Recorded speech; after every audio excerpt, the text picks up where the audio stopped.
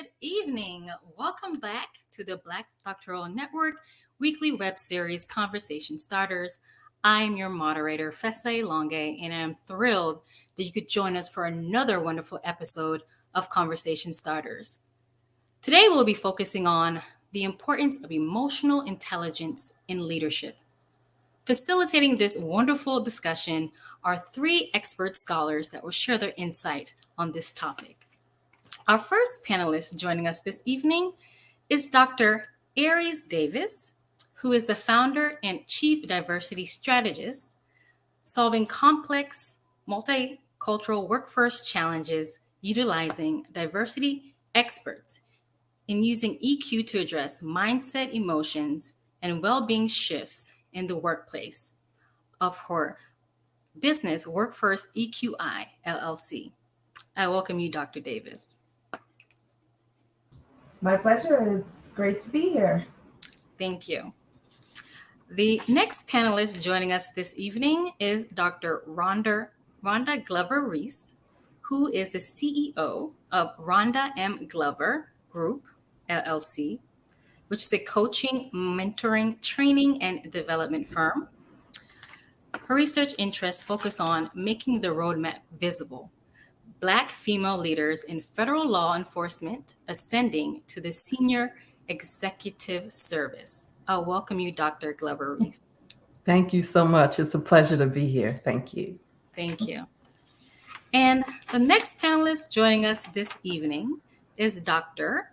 Erica Roberts, who is the owner and lead consultant for Purpose Life, LLC, which focuses on empowering individuals and organizations through evidence-based and culturally relevant methods to address mental, emotional, and social health.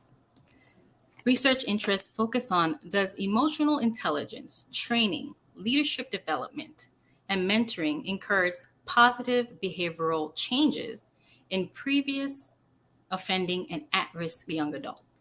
I welcome you, Dr. Roberts. Thank you for having me. Looking forward to be with these ladies. Well, let's go ahead and get this conversation started because I know our audience members are ready for this wonderful conversation. So, to begin, just as a reminder to everyone tuning in, as our guests share their intellectual property, please make sure you give them proper credit for their contributions. So the first question that I have is, how would you describe the relationship between emotional intelligence and leadership? Go ahead and start with Dr. Roberts. Yeah, so we can go on and on. But to begin, I would say that when we think about leadership, right, and let's say good leadership. So let's put that caveat out there, good leadership. Good leadership encompasses and it mirrors all of the qualities that we associate with high emotional intelligence. And so some of those qualities being empathetic, the ability to have organizational awareness. Can you go into a room and understand power dynamics and understand how to, talk to other people and engage them? We see, the president of Ukraine, right? A lot of the people like, wow, he's a good leader. Well, what are they saying? One of those elements is that people see him as empathetic. He's out there with the people. Those terms, like I said, empathy, being able to engage people, being able to manage your own emotions are all associated with emotional intelligence. So a lot of the research around emotional intelligence really points to, and like I said, correlates to good leadership. But we see those examples all the time, especially with things like influence. Those are other attributes of emotional intelligence that we'll probably discuss tonight. Thank you, Dr. Roberts. Dr. Davis. So I'll plus one what Dr. Roberts just shared. But what I will say that I think is very different is a lot of times we are in organizations and we put a lot of our focus on IQ, which is the intelligence quotient. So we all know what that is. I have a high IQ, reality check. EQ is just as important as IQ. And EQ is the ability to identify and manage your emotions and the emotions of others. And I'll emphasize that, and the emotions of others. So I would say, in response to that question, it is important for us to have leaders who are recognizing the importance of EQ in the work that they're doing, some of the traits and skills and behaviors that Dr. Roberts mentioned, but also research also supports that inclusive leaders have high EQ. So if you're doing the work and you're empathetic, you're compassionate, you are driven, you are inquisitive, you are creative, you are curious, then you are in turn addressing some of the relationships between EQ in your leadership style. So that would be my response to that question. No, thank you, Dr. Davis. And Dr. Glover Reese. I mean, these ladies are amazing. I'm just excited to be in their presence. But what's interesting with emotional intelligence, you cannot talk about leadership without emotional intelligence. I mean, emotional intelligence, it enhances your leadership style. Whatever leadership style that you have, it really, really enhances it. And particularly, when I think about emotional intelligence in law enforcement, I have a law enforcement background. I'm a retired FBI agent. And I think about the leaders that I've engaged with over the years. I spent 34 years in the FBI. And so when I think about the leaders that I worked with and, looking back, I'm like, I sure wish that they were in tune to who they are and how they projected themselves. Because if they had been aware, more aware, self-aware, all of those, just really thinking about who they are, how they show up to the people that they're leading, they would kind of step back and really think about what do I need to do to shift. So you really with emotional intelligence, it's hand in hand. You really cannot talk about leadership without emotional intelligence. So it enhances your style, and it's just walking down that same road together. No, thank you, Dr. Glover Reese. And thank you all for your answers and really highlighting how they are pretty much, like you said, hand in hand and interrelated. So thank you. The next question that I have for you all is, how does organizational culture influence emotional intelligence? Dr. Davis. So I want to go back to and just add something that Dr. Glover Reese shared about the self-awareness. That is just one of the four quotients around emotional intelligence. And so there is self-awareness, there is being aware of your emotional state, there is relationship management, being able to manage those relationships, there's social awareness, and that's reading the room, being able to pick up what's happening in the room, and then finally that self-management, being able to effectively handle conflict. So I highlight or emphasize those four quotients because I think that it addresses the question of organizational culture and influence around IQ or EQ in this case. Some of the things that I like to uplift is intent versus impact when we talk about these conversations. A lot of times our emotional state are drivers towards our intent. But it doesn't necessarily mean that the impact is going to be as favorable because we're not, again, in tune with how we're responsive in those situations. So I'll give you an example. I came from the private or the public sector and private sector. I'm a practitioner scholar. So I've done the work in the industry, coupled with the fact that I am an academician. So I do the research. Essentially, in those conversations, I've been in situations where let's just say those who are not high EQ approach me in a pretty charged format. And so, as someone that is aware of my emotions, my first reaction could be to respond or mirror what it is that I see from them. In turn, I stop, pause, breathe, and kind of take introspection on how I am showing up in those manners. And so, as an organization, I think that one of the challenges is understanding that your employees are going through a lot of shifts and changes, and especially now, quite frankly, burnout, the great resignation. I mean, we can go down the laundry list. The reality is, we need to be aware of our employees and be able to support them. And the organizations that are not in tune with this aspect of their employees, quite frankly, will lose them, which also has a financial implication on the growth and development of their institution. So that's my 2 cents in that area. You can tell I'm passionate about that particular question, but that's my 2 cents in that area. No, thank you, Dr. Davis. Dr. Glover Reese. Look, leaders have an impact on the culture. And if leaders are trying to shift the culture and they're not in tune with their emotional intelligence, there will be no shift. There will be no change. Nothing will, the organization will be stagnant. It will stay the same. And so that's incredibly important. You know, culture is that's a big deal when you start talking about the organization that you're connected with. And I know from my years in law enforcement, the leader is the representative of that organization. And if that leader is not in tune with the individuals that they're leading, and if they're not in tune with the needs of the people that they're leading, then if they're really trying to make change, if they're really trying to implement policy that is going to enhance the performance of that agency, it's just not going to happen.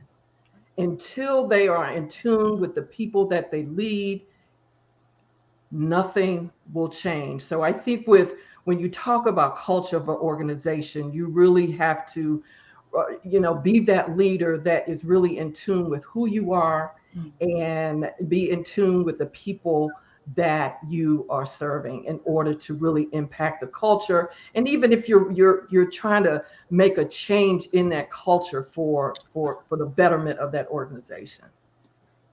No, thank you, Dr. Glover Reese and Dr. Roberts.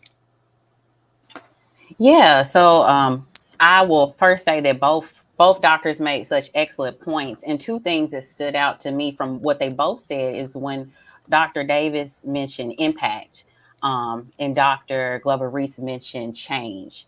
And so I think for organizations, the idea of social emotional learning becomes, or it seems like a nice to do, right? It seems like a feel good thing.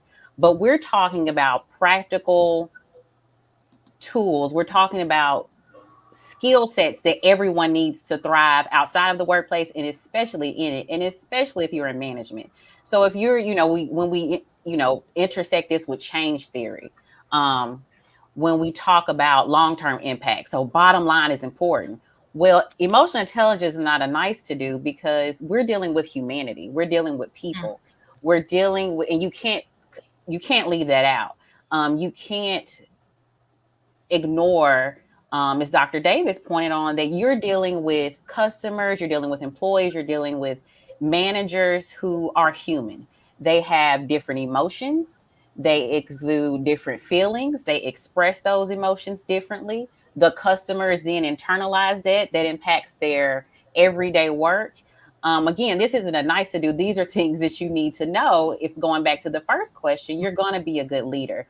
So, as both of them said, culture influences everything. And what the other piece of this is intentionality. So, what we're saying, I think, is emotional intelligence is an intentional mindset that you have to have. And you have to do it thinking about systems from the bottom up and the top down.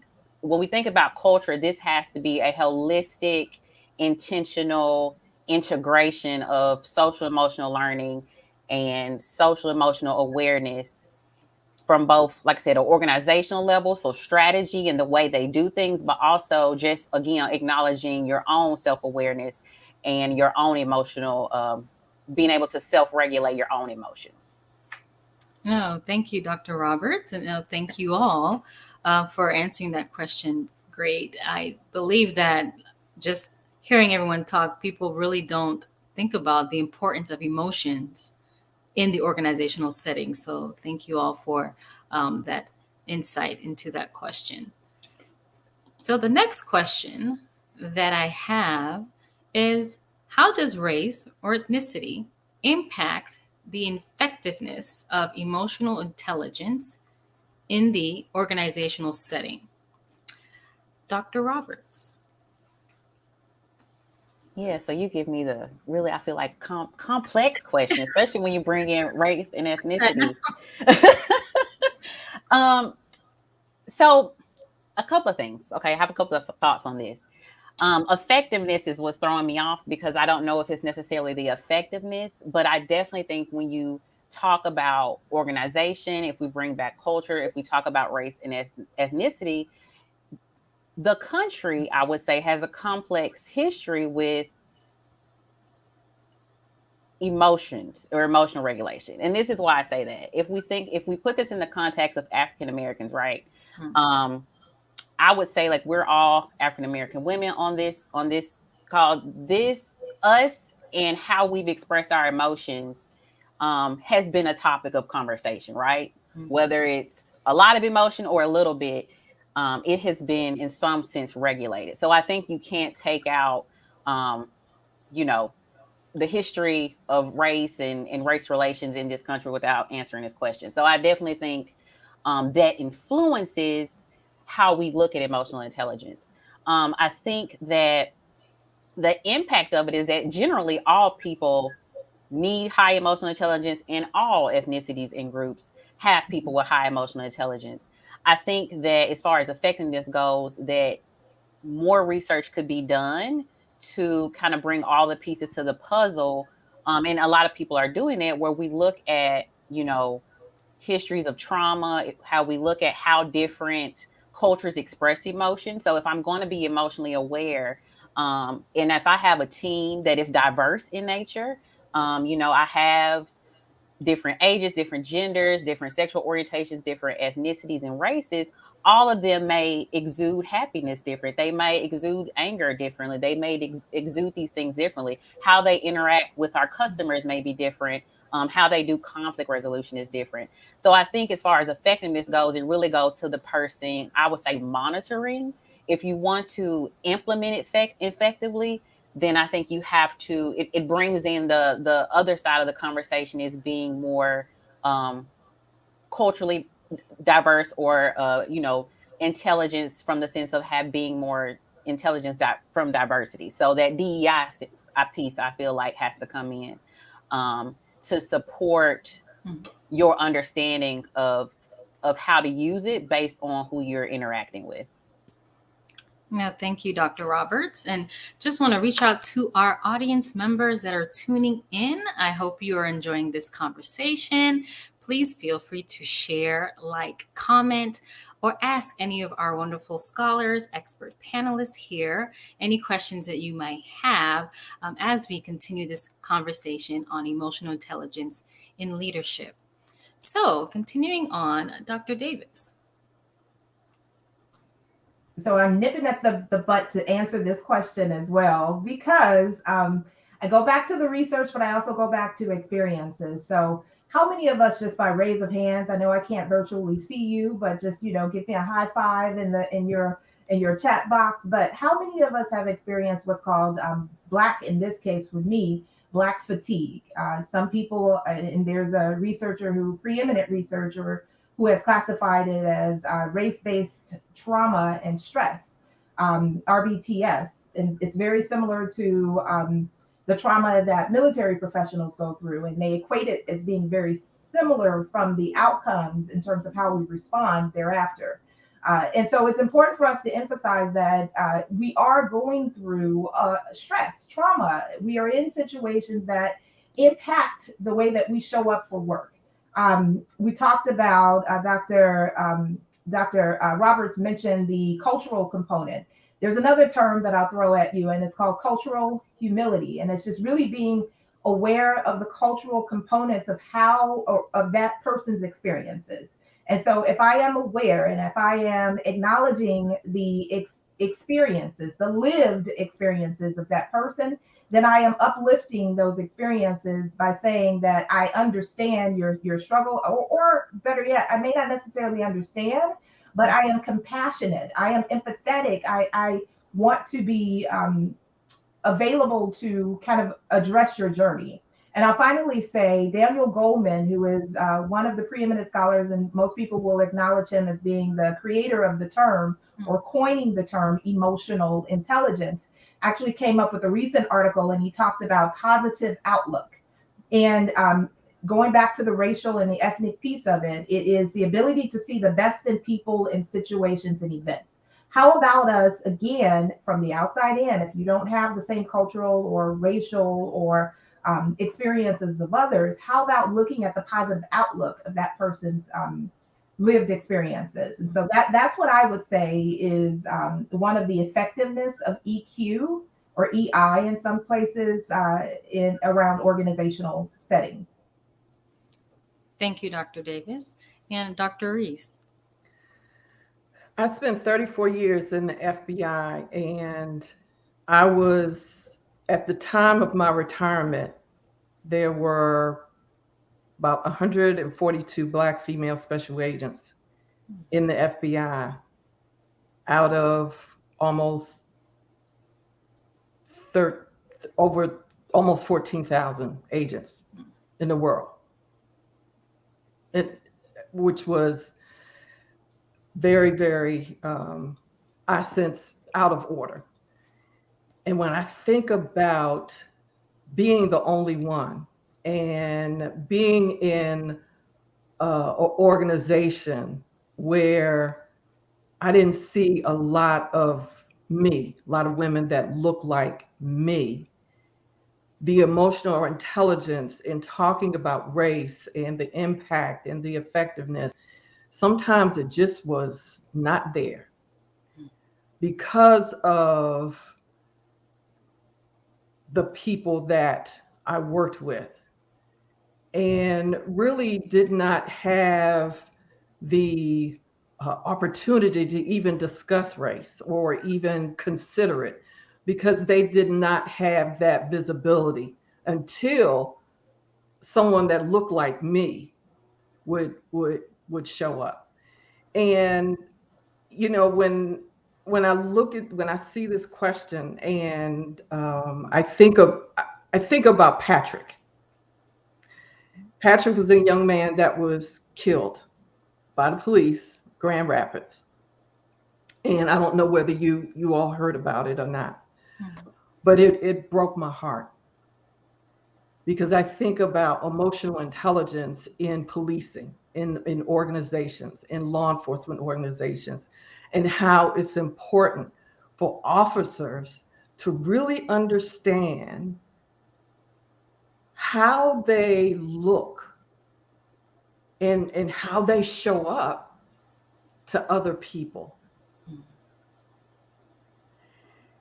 And I think about the importance of emotional intelligence in policing.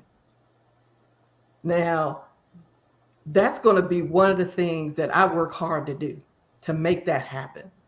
I know that I can't touch all of the police departments and all law enforcement organizations, but I can have that conversation to really urge them to be mindful of their emotional intelligence and really understand what someone is feeling when you show up, how people see you, and the kind of emotions that they're having by seeing you show up.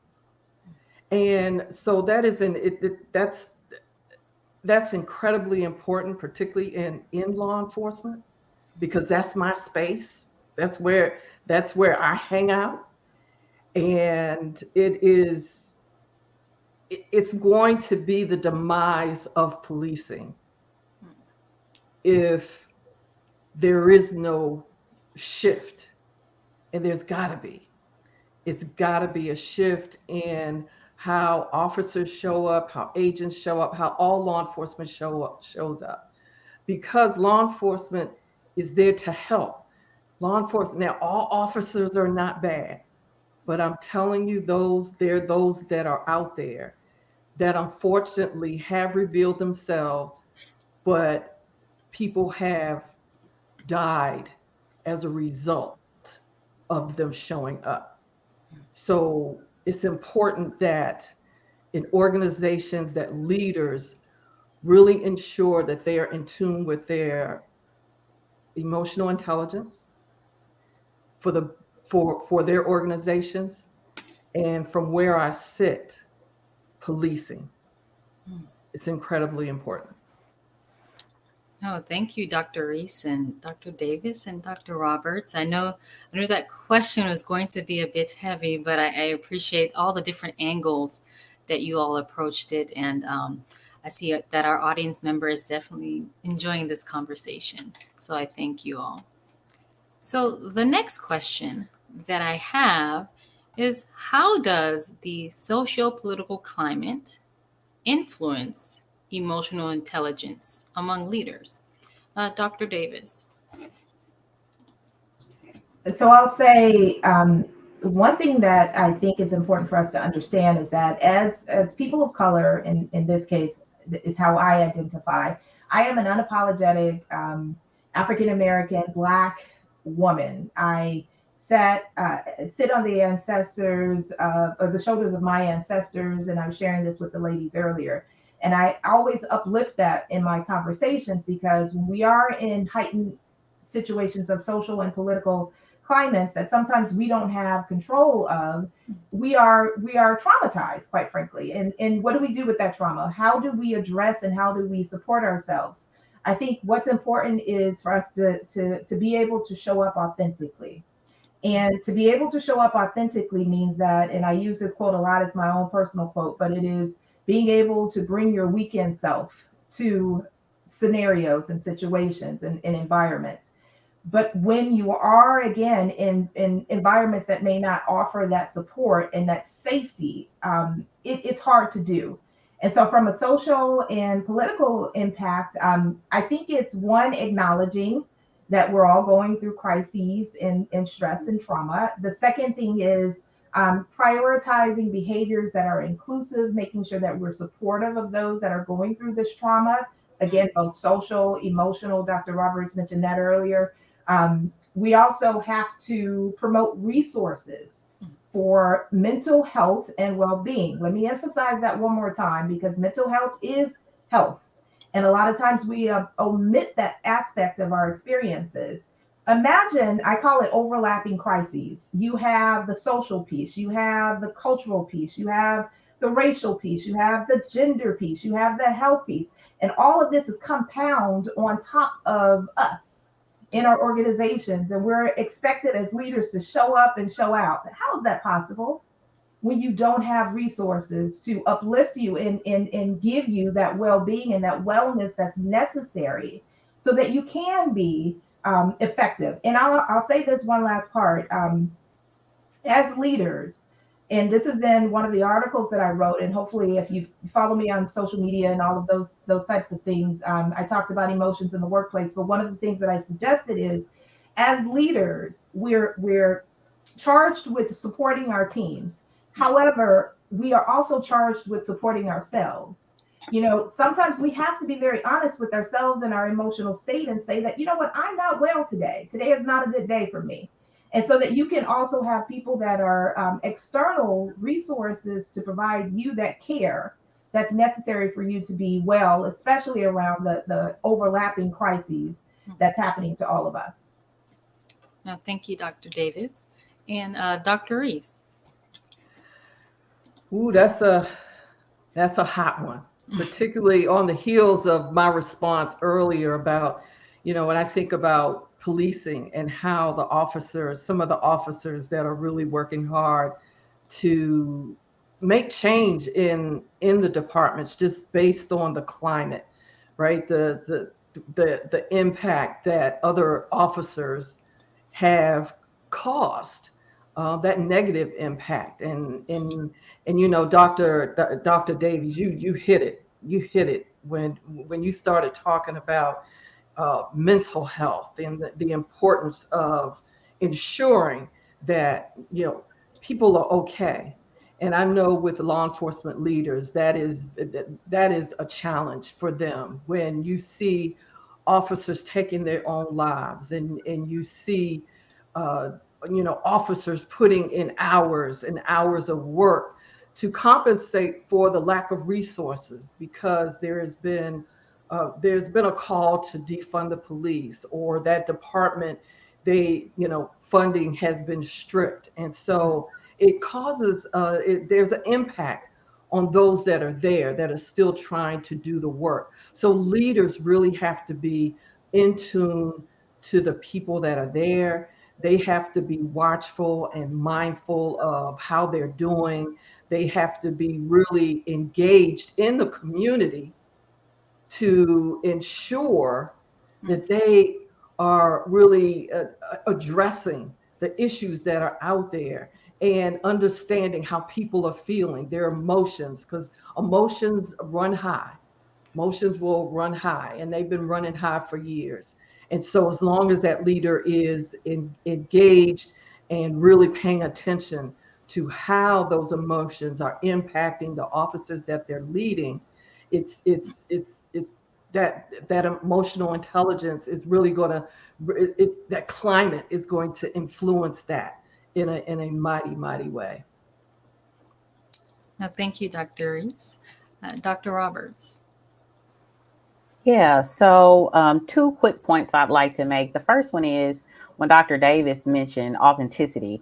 And I think from just looking at the political climate, there's definitely, I feel like, a shift where people are looking for authentic leadership. People are yearning for someone to show up as themselves and be authentic in how they lead, what they stand for. I think we see that the last couple of elections have been so polarized, but I think what we can kind of glean from that, if you listen to like commentary from both sides, is that people are really looking for somebody who they can connect with. So I think the one element of emotional intelligence is that if we can cultivate more emotionally intelligent leaders, what we're cultivating, as Dr. Davis said, in my opinion, is people who are authentic, who see the humanity in others, and who show up as they are, and they do, and they are not dishonest. They are fully aware of their emotions, and they can clearly communicate that to others, especially if they're not doing okay. But they can also assess how others are feeling, from especially from a large scale as politicians. So the one point I just want to make, like I said, is that I think authentic leadership is something that we're seeing people want. The second part of this is that coming from a nonprofit background, and the reason my research focused on young adult or offending young adults is that at the time I was working for a grant, and a lot of our clients were meeting their like job goals that we had to have, but we didn't have good retention. So my theory at the time was that there's another element missing here about their emotional health, their mental health. And so that's where my research spawned from. So thinking about this, I really like systems theory, because I think emotional intelligence, as both ladies touched on, is just another layer that we need to focus on. And I think it aligns well with mental health, that you can't think about culture or how society, or like the way society is going, without including the element of how people are able to live their day to day. And emotional intelligence is, to me, it's a set of social skills, but it's basic things. It's being able to wake up every day and motivate yourself to live and work. Emotional intelligence encompasses can reality testing. Can you wake up and really assess, make good decisions that aren't too far-fetched. It's about assertiveness. It's these basic, really basic skills that help us live day to day. And so again, I don't think you can, especially like I said, coming from a nonprofit background and dealing with a lot of people in trauma, I saw the importance of emotional intelligence and mental health all the time. So I think it's, like I said, it's not a nice to do. It's something that is a basic thing that everybody needs, that if we spent more time on, and I heard this on a podcast, if we spent just a few moments working on our emotional health, the world would probably be a much better place. No, thank you, Dr. Roberts, and thank you all for really highlighting how the social political climate and emotional intelligence, definitely go hand in hand. So thank you for that. So the next question that I have for you all is, what role does emotional intelligence play in employee retention? Dr. Reese.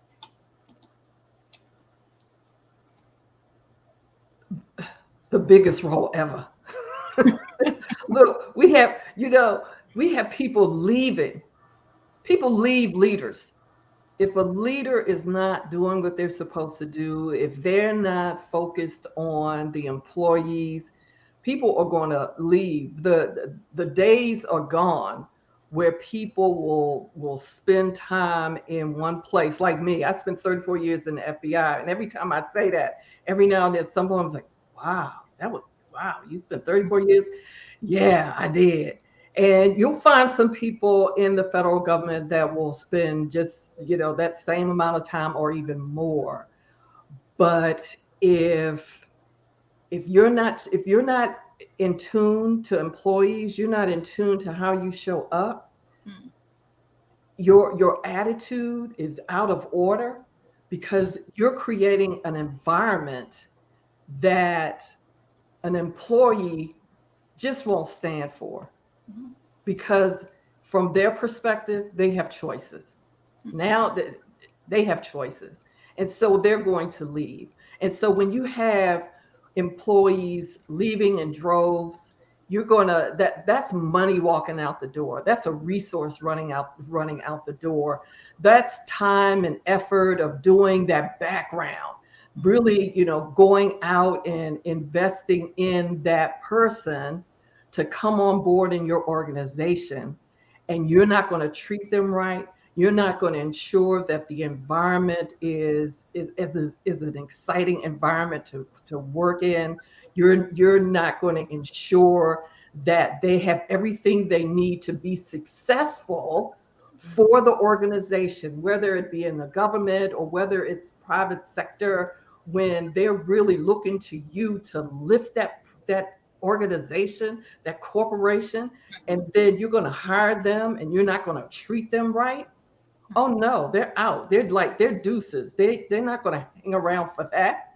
So it's important that leaders be so in tune to what their emotional intelligence, because it should not be about the money. And see, that's one of the problems that I've seen in the federal government, is that people get so jazzed up about moving up.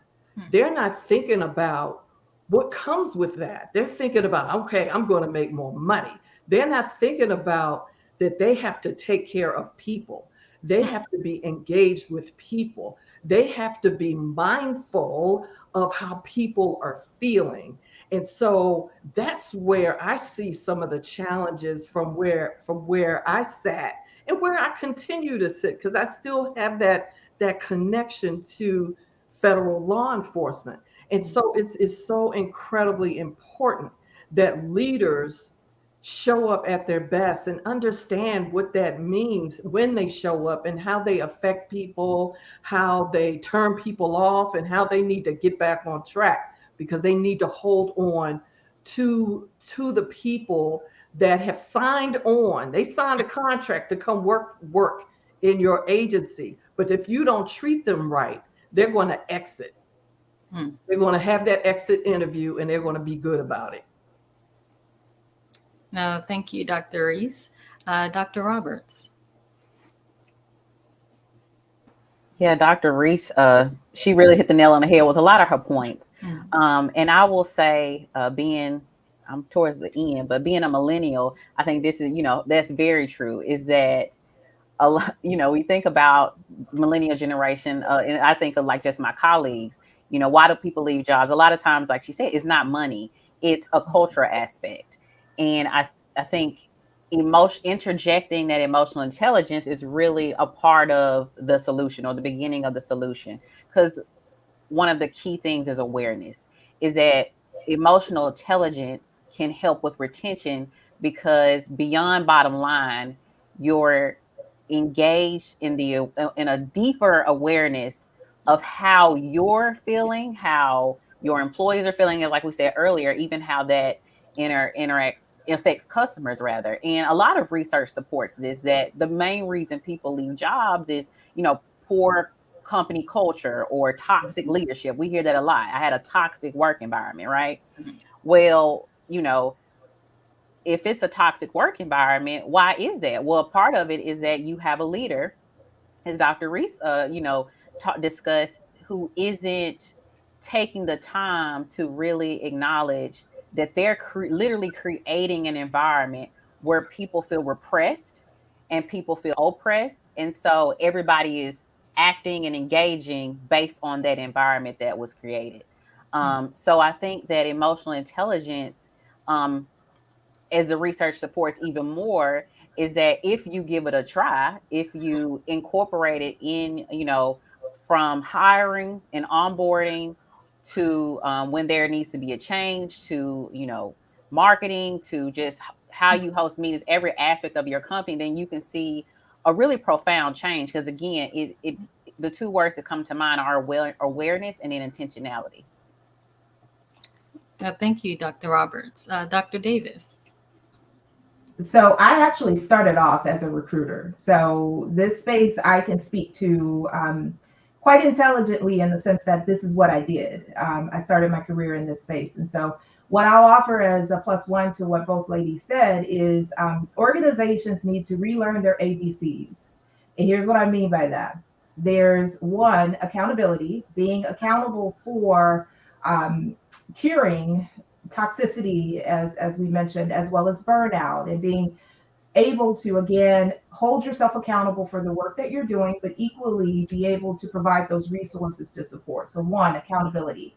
Two, belonging. Organizations need to provide space for belonging, and some of that is tied to making sure that you are acknowledging the values that the people bring to the table, as both ladies mentioned.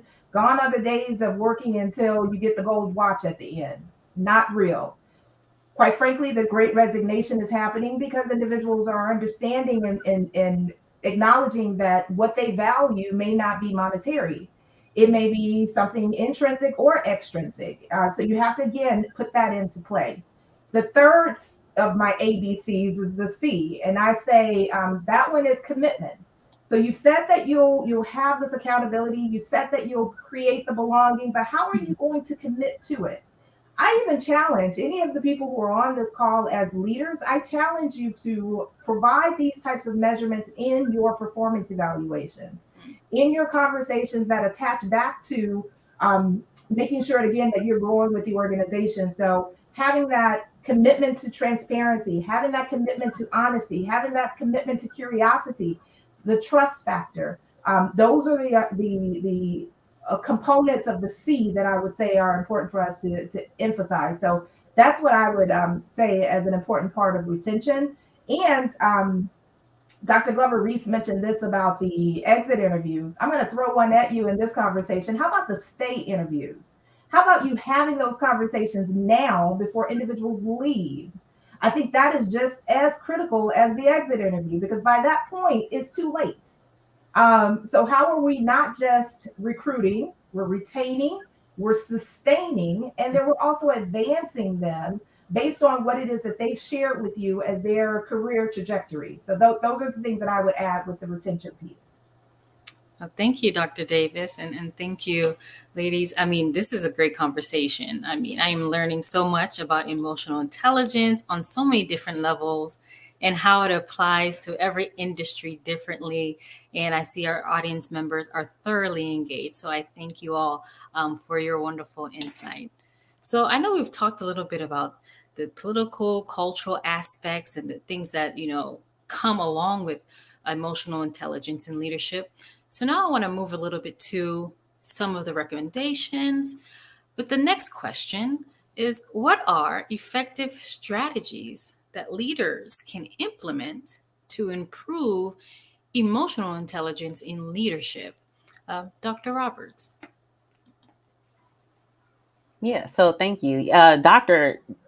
Dr. Davis touched on this when she said, talked about like from the beginning, let's measure. So one tool is that you have three women on the call who I'm certain can help you answer that question specific to your organizational needs. So I'll say that assessment. So there is the EQI 2.0. It's a great tool. It is a 133 question assessment that can be done for leadership, for team members, as well as groups.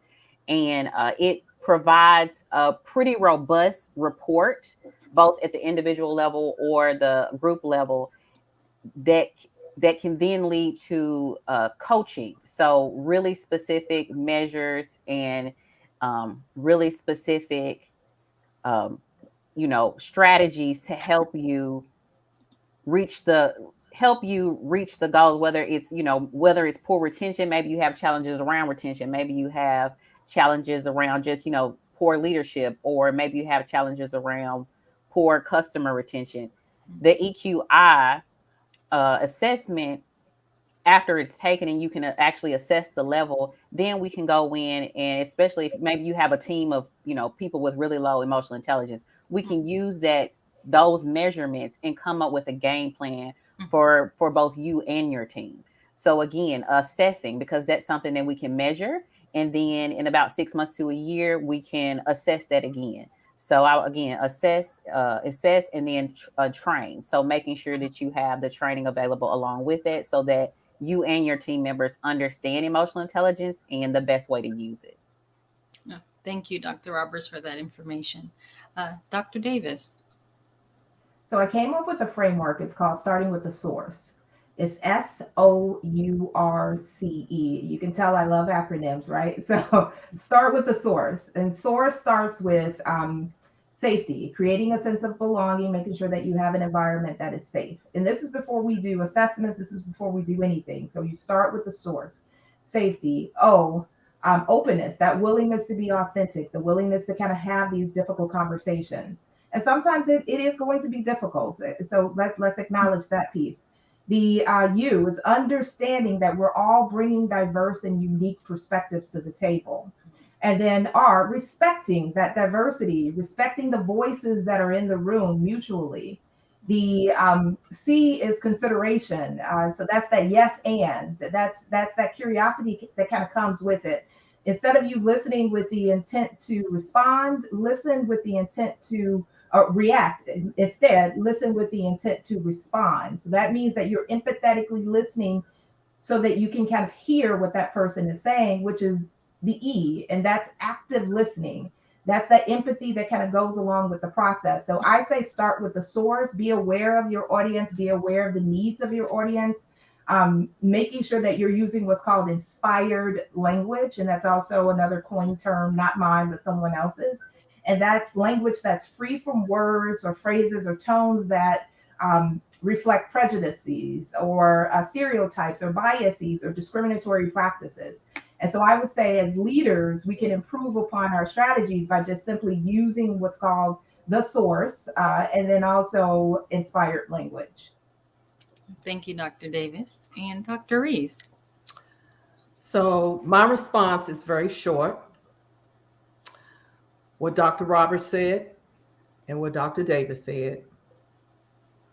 That's my response. So, okay, they hit it. When assessing and source. I love it. Assessing is important. As a condition of you becoming a leader, you must be assessed.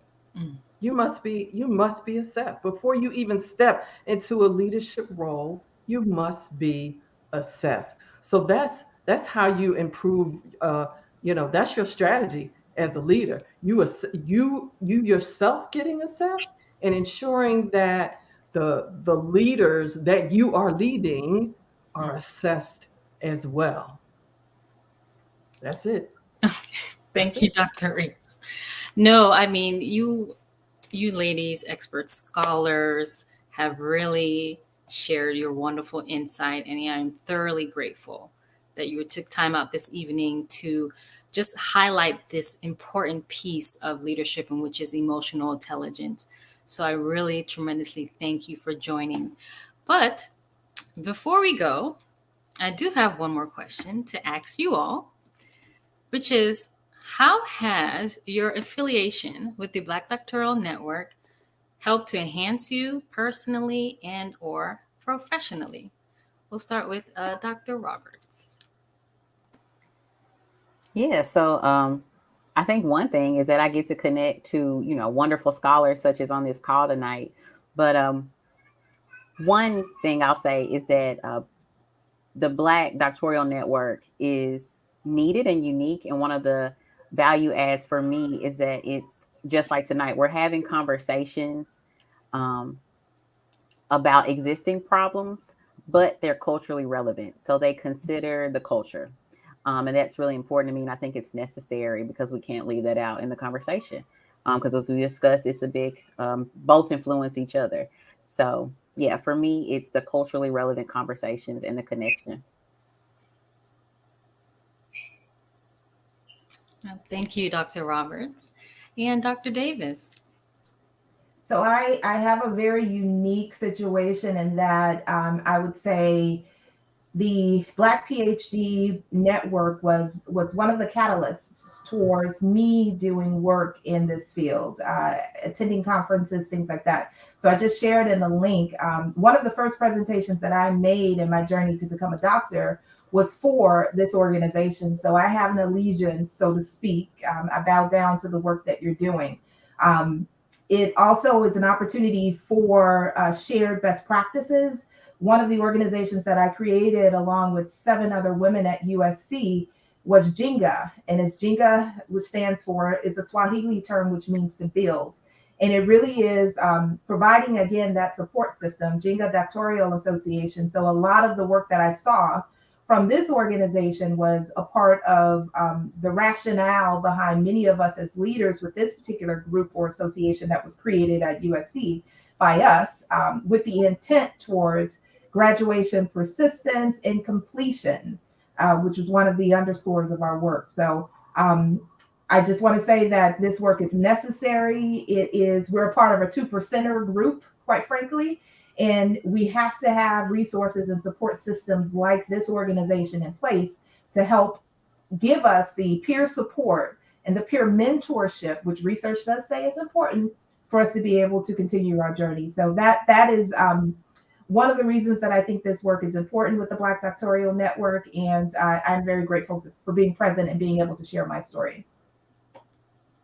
No, thank you, Dr. Davis, for your continued membership and your contributions. And Dr. Reese. I have not engaged the network as much as I should. But I can tell you, participating in this conversation has really given me some incredible access. It's given me the opportunity to connect with some powerful sisters that are on here. But I know that I'm going to do more because my goal is to share my study throughout the world. And one way that I can do that is ensuring that my connectivity to the network is better so I can do better because I know that the access is there and the opportunity is there for me to do that because I want Black women to be able to ascend to leadership roles in law enforcement, and I've got the roadmap to do that. I have made the pathway. I've made the roadmap visible in order for them to do that. So it's important for me to get out there and make sure that every opportunity that's available to me to share, because I tried and there were so many roadblocks. I was able to get into leadership roles in federal law enforcement, but the senior executive service was like hitting a brick wall. And so that's why I did my study. That's why I focused on what I did to ensure that Black women understood what they needed to do in order to shift themselves and to position themselves for that leadership role. And quite frankly, the data really kind of showed up where it's applicable to really everybody. Mm. It's just things you got to do.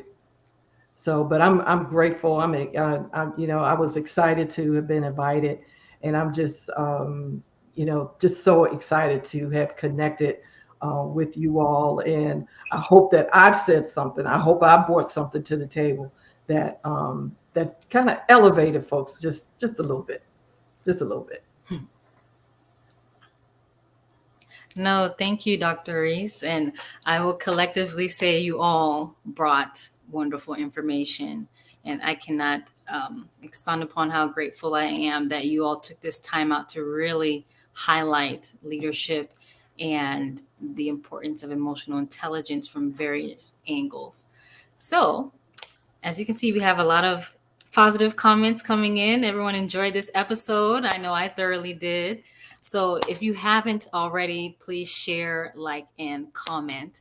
But to close out, before we go, I wanted to take an opportunity for you all to share some contact information with our audience members in case they want to have this conversation a little bit further. Dr. Reese, how can they get in contact with you? Well, you can get in contact with me through my website. That's rhondamglover.com, or you can email me at rhondamglover.com, or you could hit me up on LinkedIn. You could see that address right there. Those are the places where you can get me. I hang out in LinkedIn. That's where you find me at LinkedIn. So. Thank you, Dr. Reese. Dr. Roberts. Yeah, so the business website, if you're interested in emotional intelligence service for your company, is apurposelife.com. And I actually work with my husband. He's a licensed professional counselor. So that's where the focus on both mental health and emotional health come from. So we have counseling services as well as the EQ services. My email is on there just for more questions directed at me, drericaroberts@gmail.com, or the business email is just an info@apurposelife.com. And then my LinkedIn is eroberts57. And I too hang out on LinkedIn a lot. So you can connect with me there. Or like I said, if you want to send an email, you can email me at drericaroberts@gmail.com. No, thank you, Dr. Roberts. I'm finding out LinkedIn must be the place, the hangout. Dr. Davis. So I just shared 2 articles that I think will be helpful for everyone. So hopefully we'll be able to share those with the team. But one is an article from NACE, which is recognizing emotions at the heart of developing emotional intelligence. So I am a published author. That's one of the articles that I've written. And I have also written a book comprised of 18 business women leaders. And my chapter is entitled Emotionally Intelligent Wonder Women, Behold Our Shero Powers at Work. I also write a monthly column for AWBC magazine, and I always say, "Listen up, sheroes," and then I go into my spiel. But my contact information is also I hang out on LinkedIn, but you can visit my website, which is Workforce WORKFORC capital EQ. You get it EQI.com. I also have a passion project, which is the creation of the Etiquette Academy, which helps kids that are coming from underserved communities with character and career education. So that's etiquetteacademy.com, ETI, capital KID, academy.com. Email address, Dr. Aries Davis, 2 I's, @gmail.com. LinkedIn, obviously at Aries Davis on Twitter. And I hang out on LinkedIn and I hang out on Twitter. So we'd love to have you to connect. Thank you, Dr. Davis. And again, thank you, panelists, and thank you, audience members, for tuning in. If you've enjoyed Conversation Starters and would like to keep up with the latest BDN developments, please be sure to check us out on blackphdnetwork.org and become a member or follow us on Facebook at Black Doctoral Network. Please be sure to share this live session with your friends, families, colleagues, and professional networks. I am your moderator, Fesse Longe. We look forward to seeing you next time. Have a wonderful evening.